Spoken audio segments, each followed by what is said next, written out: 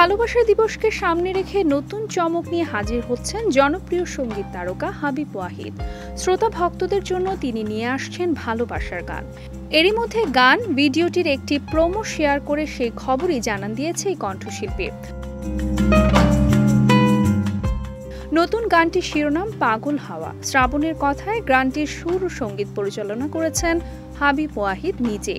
দেশ ও দেশের বাইরের বিভিন্ন মনোরম লোকেশনে সম্পন্ন হয়েছে মিউজিক ভিডিওর দৃশ্যায়ন।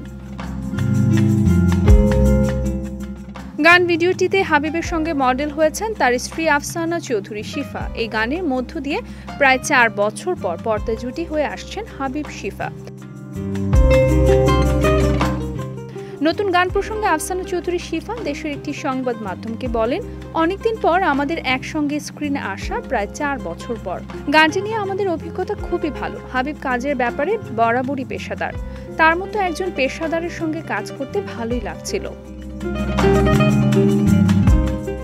এর আগে ২০২১ সালে হাবিব ও শিফাকে প্রথমবারের মতো একসঙ্গে দেখা গিয়েছিল রোমান্টিক লাগে শিরোনামের গানে। এরপর আর তাদেরকে পর্দায় দেখা যায়নি। হাবিব ওয়াহিদের নিজের HW প্রোডাকশন হাউস থেকে নির্মিত হয়েছে পাগল হাওয়া। ভালোবাসা দিবসে গায়কের ইউটিউব চ্যানেলে প্রকাশ পাবে মিউজিক ভিডিওটি।